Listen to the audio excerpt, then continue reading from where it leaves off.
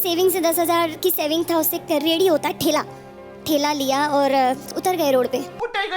देख भाई, निबियों की आइडल, ये रो धो के सिंपैथी लेने वाली जो ट्रिक है बहुत पुरानी हो चुकी है। अपनी गरीबी का रोना रो के लोगों से प्यार लेने वाली टेक्निक पुरानी हो चुकी है। युगांडा की नेहा कक्कड़ रोई रोई जाती मिनट बाद। जाना तुमको भी, जितनी भी तुम्हारी डिग्रीज हैं सबको ऐसे गोल गोल करके बत्ती बनाओ और सिर्फ मम्मी से 1-2 डिशेस सीख लो, उसके बाद रेडी लगा लो, फिर तुम्हें एंट्री मिलेगी बिग बॉस में। पहले तो ये बात नहीं समझ आ रही कि ये फर्स्ट कॉपी ढिंचक पूजा का रोना क्यों नहीं खत्म हो रहा, भैंचो हर छोटी मोटी बात पर रोने बैठ जाती है। दूसरा ये कि इकलौती नहीं है जो रोकर टीआरपी ले रही है, इसके अलावा और भी बहुत सी औरतें, बहुत से मर्द हैं जो इस बार बिग बॉस ओटीटी में गए हैं। इतना टट्टे सीजन मैंने जिंदगी में पहली बार देखा। साला इससे अच्छा 10-15 टिकटॉकर को बुला लेते, ज्यादा एंटरटेनमेंट हो जाता।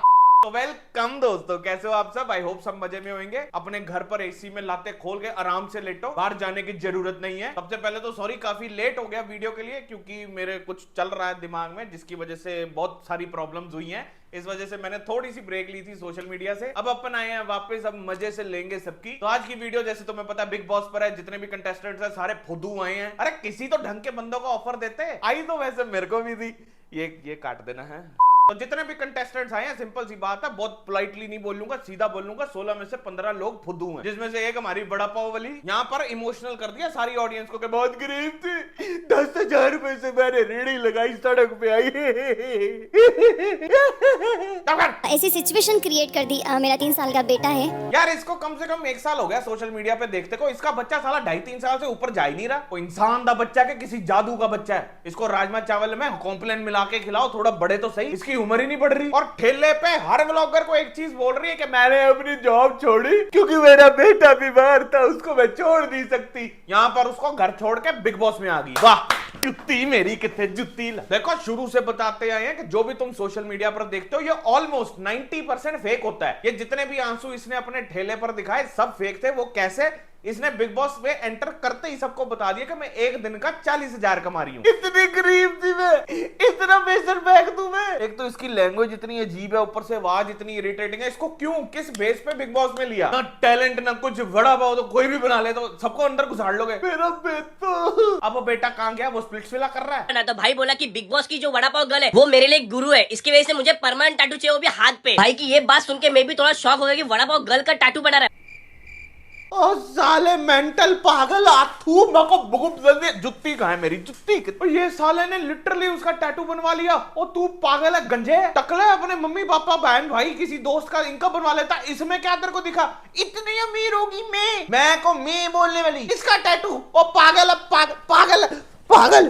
और कंटेस्टेंट्स भी हैं जिनमें से तुम्हारा और मेरा फेवरेट अरमान मलिक, जिसकी 2 पत्नियां, और कृतिका जी।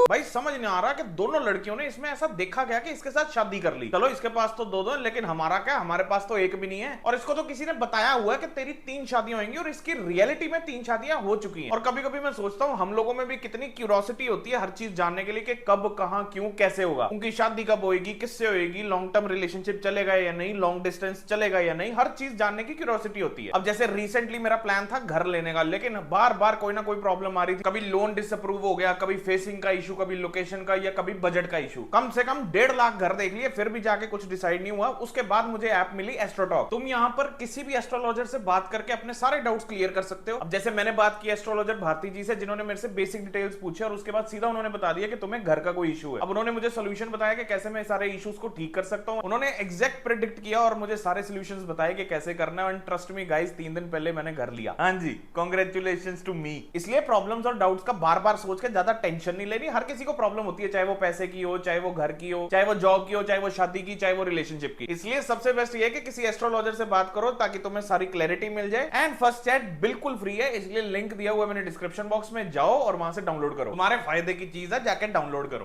और पता नहीं बिग बॉस इनको बुला के क्या मैसेज दुनिया को देना चाहता है कि तुम भी 2 पत्नियां रखो, कोई इशू नहीं है। मैं तो जिंदगी में कोई बंदा नहीं देखा जिसने 2 पर्स रखे हो। कोई किसी की इज्जत के लिए नहीं बनाता। मैं करता हूं भाई, मैं जिसकी करता हूं उसकी करता हूं। आज से पहले अगर बिग बॉस या नहीं लिखता उससे पहले बनाता ना इज्जत के लिए, वो तेरा टास्क क्या करना पड़ा तेरे को। और आराम से इंसानों के स्नोरलेक्स, आराम से। इतना बड़ा मुंह रखा है, मुंह की इतनी इंक्रोचमेंट की है, इसका टैक्स भी देना पड़ता है। घरों के बाहर अवैध थड़ी बनाओ ना, उसका टैक्स होता है। वैसे आपने मुंह का थड़ा बनाया हुआ है, इसका भी टैक्स दो। बैठा ऑर्डर मारी जाता है। ये रात को जो रोटी रोटी मिलेगी ना कच्ची नहीं होनी चाहिए। आप बना ला जाके, आप बना ला। भाई साहब हयात नहीं आके बैठे हो जहां पे ऑर्डर मार रहे हो। सबसे बढ़िया बात पता क्या हुई, जब अरमान को सना ने पूछ लिया कि बाय चांस सोचो, रोल रिवर्स करो, अगर पायल एक आदमी को ले आए शादी करके तो कैसा लगेगा? आगे से स्नोरलैक्स के पास कोई जवाब ही है नहीं। ये थी कभी जस्ट इन केस रोल को उल्टा कर दो। हाँ पायल जी अगर किसी आदमी को लाती, will you be okay with it? वो लाके क्या घर में रखेगी? Tell me, will you be okay with it? वो बात की बात है, इनका वो जवाब थोड़ी है। नहीं जवाब दो। ले, जवाब क्यों नहीं है? जवाब दे भाई। अगर तू 2 पत्नियां ला सकता है तो वो 2 पत्नी रख सकती। बाय द वे मैं सिंगल हूं मैं काफी सालों से सिंगल हूं, मुझे काउंट कर सकते हैं प्लीज। बाय द वे तुम लोगों के लिए एक सरप्राइज है, वीडियो स्किप मत करना, एंड में बताऊंगा, मजा आएगा। कहीं थे साथ में तो इन्होंने बात करी होगी आपस में कि शादी करते हैं, उसने भी कहा करते हैं। तो यार टट्टी थोड़ी ना है, कोई गोबर लैटरिंग थोड़ी ना जो 1 मिनट में मान के चलो करते हैं। कोई चैलेंज है कि इकट्ठे करनी है, 2 मिनट में मान के चलो करते हैं। इधर भाई जो एक नहीं हो रही, यह 2 लेकर तीसरी पे भी इशारे मारता है। तो ये लोग शादी करके आ गए। मैं बाहर थी, मेरे पास फोन आया कि रे पायल एक ना खुशखबरी देनी है। मैं इनकी हर एक चीज समझ जाती हूँ। मैं कहा तुमने शादी कर ली? मैंने यही बोला। हमेशा दिमाग में हो जाता है ये खुशखबरी है। पागल हो तुसी, पागल। जरा सोचो ऐसी कोई इनसे इंप्रेस हो गए कोई बंदा अपने पापा को एक और पापा गिफ्ट करे। हेलो पापा, आपके लिए गुड न्यूज है। क्या गुड न्यूज है? New father. यार ऐसा करना नहीं चाहिए, लेकिन इनकी स्टोरी कॉमेडी है। यार मैं भी ऐसी 2 बेस्ट फ्रेंड्स ढूंढ रहा हूँ जिनको एक दूसरे से बिल्कुल जेलसी ना होती हो। अगर कोई बात करना चाहे तो आई एम एवर रेडी, कृपया टेक्स्ट मी। अपने भाई बाहर जाके ना यूट्यूब से ना पॉडकास्ट शुरू करना। देखो आप सबको जानते हैं, यहाँ से 16 लोग भी जानते हैं आपको, अभी फिलहाल 16 और 32 होंगे।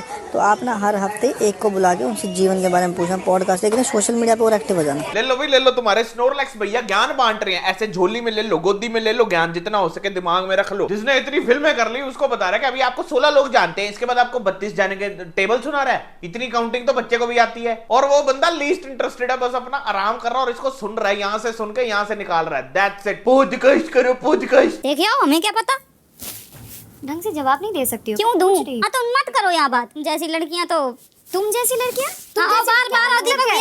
इनसे मिलिए। इनका नाम है शिवानी। ये अपने आप को प्रिटेंड ऐसे करती है कि बहुत ज्यादा देसी है, ये गांव से है और गांव को रिप्रेजेंट कर रही है। बड़ा बाबू से ज्यादा इरिटेटिंग ये औरत है। और इस लड़की को हर चीज में प्रॉब्लम है। इस लड़की को कुछ नहीं पता जिंदगी का। 2024 चल रहा है, ये अभी भी 1975 में बैठी है। इसको ये नहीं पता कि फेस वॉश क्या होता है, शैम्पू क्या होता है। फेस वॉश देख के बोल रही है कि यो का हो बे, हमें तो पता ही नहीं। हाँ दीदी, आलू बढ़िया बना के गार्नियर की बोतल में घुसा के वॉशरूम में रख दिया। और तू पागल है?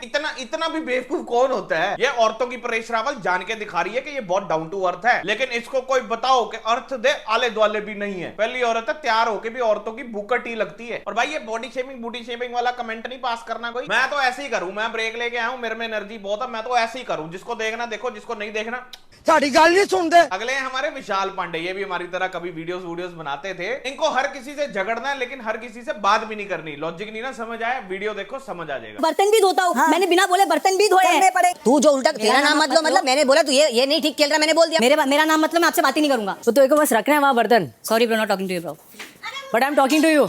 Sorry bro. साला पागल, तेरे को अगर किसी से बात ही नहीं करनी है, तू बिग बॉस में अंब लेने आया, लॉलीपॉप लेने आया। मतलब पहले उनसे हेलो हाय करता, भैया भाभी बोल देता है, बाद में उनसे लड़ाई कर लेता, फिर उनको बोलता मैं आपसे बात ही नहीं कर रहा। और तू मेंटल है थोड़ा सा? तेरे को बात ही नहीं करनी है तो तू बिग बॉस में करने क्या आया है? एक सुझाव है, इसे रिक्वेस्ट भी समझ सकते हैं। जब जोक मारने वाले होंगे ना तो पहले बता दीजिएगा कि मैं जोक मारने जा रहा हूँ। वो सिर्फ इसलिए कर रहा था ताकि मैं समझ सकूं और हंस लूं। ये तो वैसे ही छपरी है, लिटरली ये अपने आप को वैसा ही प्रिटेंड कर रहा है कि मैं ऐसी एक्टिंग करूंगा तो मैं भी विनर बन जाऊंगा। नहीं भाई, तू नहीं बन सकता, तू कतई छपरी लग रहा है, 1 नंबर का। और ये नहीं है कि तेरे को जानबूझ के टारगेट किया जा रहा है। तेरी एंट्री से लेके अब तक जितनी भी तूने हरकतें की हैं, लिटरली तू ऐसा लग रहा है जैसे एल्विश की कॉपी कर रहा है और तेरे को लगता है तू विनर बन जाएगा। ना ना नहीं, बिल्कुल नहीं। You are not being targeted, बस तू हरकतें ऐसी कर रहा है जिसकी वजह से तू खुद टारगेट अपने आप को कर रहा है। बाकी इसके सो कॉल्ड अनएजुकेटेड फैंस इसको सपोर्ट करेंगे ही, क्योंकि वो इसकी फैंस है ही नहीं है। वो बेसिकली एल्विश के जो इसके तरफ ट्रांसफर हुए हैं, दैट्स इट। जैसे लोग मेरे ऑफिस में आए ना तो 2 किलोमीटर दूर रोक दिए जाएंगे। कोई बात नहीं सर, आप जैसे लोग मेरे घर पे आए ना वो भी बाहर खड़े रहते हैं। आपके घर पे आएगा कौन ये बताइए। और दीपक अंकल 2 किलोमीटर की क्या बात कर रहे हो? जितने भी एपिसोड्स निकले 2 मीटर का पजामा तो आपसे पहना नहीं गया। इनको कोई कुर्ता पजामा गिफ्ट करो या अपनी टांगे छुपाई। क्यों हुसन दिखाना चाहते हो? आपकी टांगे क्या चीज बस्ट है? इतनी तो मेरी भी है। तो मैं लोगों को दिखाता फिरूं? ये 2-2 किलोमीटर बाद में करना, पहले 2 मीटर का कपड़ा काट के पजामा नाड़े वाला बना के वो पहनो। उंगली करना बंद कर दीजिए। मैंने कुछ बोला ये नहीं। मेरी आपको चेतावनी है। इतने बड़े बड़े मेरे को सर, ये देगा बात एक बात नहीं समझ आती, जो एक चीज दूसरे बंदे को बड़े आराम से बोली जा सकती है, ये साले लड़ने क्यों बैठ जाते हैं? भाई लड़ने से टीआरपी नहीं मिलती, कतई नहीं मिलती। कुछ गंदी हरकतें करो फिर मिलेगी। जैसे पिछले सीजन में चुम्मी हुई थी वैसे करो, ये दीपक और अरमान की चुम्मी गिराओ, तौबा तौबा तौबा। फिर देखना कितनी टीआरपी आती है, कितनी ऑडियंस आएगी। ओए होए होए। तुम ज्यादा बोलो मत, गिरगिट तुमसे बड़ा कोई नहीं है यहाँ। Thank you. मैं गिरगिट नहीं, मैं अपने आप को नागिन बोलना पसंद करूंगी। वो तो वेट करने की जरूरत नहीं, वैसी शक्ल तेरी वैसी है। आई एम नागिन। आई एग्री, यू आर नागिन। Thank you. हाँ सालो, मैं तो सचिन तेंदुलकर हूँ। आइला, अगली बैटिंग तो मेरी है। हमारे एक कंटेस्टेंट थे बॉक्सर, जो कि आउट हो गए। आउट होने के बाद सबसे ज्यादा दुख किसको लगना चाहिए? जो कि कंटेस्टेंट है उसको। लेकिन नहीं, हमारे यहाँ पर उसका सबसे ज्यादा दुख हुआ थारा भाई जोगिंदर को, और उन्होंने वीडियो डाल दी। मैं हिंदुस्तान के भाइयों से एक बात पूछना चाहता हूँ। पूछ। लिम्का में केला डुबो के खाने वाले आदमी, पूछ। तुम पता कौन है? हाँ, ये मर्दों का सोनपरी है। अबे आलू, सबको पता कौन है। अपने भारत को इंटरनेशनल लेवल पे प्रमोट करने वाला भाई। ओके ओके, हमारे देश की आन बान शान। समझ गया। अबे तुम लोग कर क्या रहे हो हिंदुस्तान के भाइयों? धोई धोई करने की कोशिश कर रहा हूँ, लेकिन वो जो धोई है वो थोड़ी सी टेढ़ी है, पॉइंट पे जा नहीं रही। करेगा साफ? सिंपल बात नहीं होती ये। बात करते करते हस्त में थून क्या करने बैठ जाता है। उन लोगों को ये लोग प्रमोट कर रहे हैं जो हिंदुस्तान के लिए कुछ करके नहीं आते ना जाते, और हमारे भाई को बाहर कर दिया। अबे कॉमन सेंस बेच के चाट पापड़ी खाने वाले आदमी, परफॉर्मेंस के बेस पर वोटिंग होती है। परफॉर्मेंस के बेस पर उनको आउट या इन जो भी होता है किया जाता है, उनकी पोस्ट या उनकी रैंक या उनकी डेजिग्नेशन की वजह से नहीं। हरा भाई लुड़न। अगर तुम लोग चाहते हो ना कि ये गलत गेम खेला गया है, तो भाई अब देख लेना तुम लोग को क्या करना है। बोलना चाहता है क्या? कह रहा क्या तू? स्क्रिप्ट कुछ है कि नहीं तेरी? क्या क्या? ठहर जा, तेरे लिए एक ही चीज है, जुत्ती किथे मेरी। तो बस भाई आज की वीडियो यहीं तक। आई होप तुम्हें हल्का सा इतना सा मजा तो आया होगा। तो शेयर कर देना, वीडियो लाइक कर देना, कमेंट करके बताना कैसी लगी। और अगर तुम्हारा कभी मन करे हमारे से बातचीत करने का, तो इंस्टाग्राम और स्नैपचैट का डब्बा यहाँ पर कहीं दिख रहा होगा, वहां पर जाके ऐड कर लो। ऐड करने के बाद टेक्स्ट करना, टेक्स्ट करने के बाद हम आपको टेक्स्ट करेंगे, फिर हमारी बातें होंगी, फिर गंदी बातें होंगी, फिर मजे आएंगे। शर्म करो। हाँ भाई, तो जहां तक बात थी सरप्राइज की, एज सच कोई सरप्राइज नहीं है। बस इतनी सी बात है, जितने भी कंटेस्टेंट्स गए हैं बीच में से कुछ लोग हमें जानते हैं और कुछ ऐसे हैं जिनके साथ हमारी नहीं बनती। तो बाय चांस अगर हमारी एंट्री हो जाए तो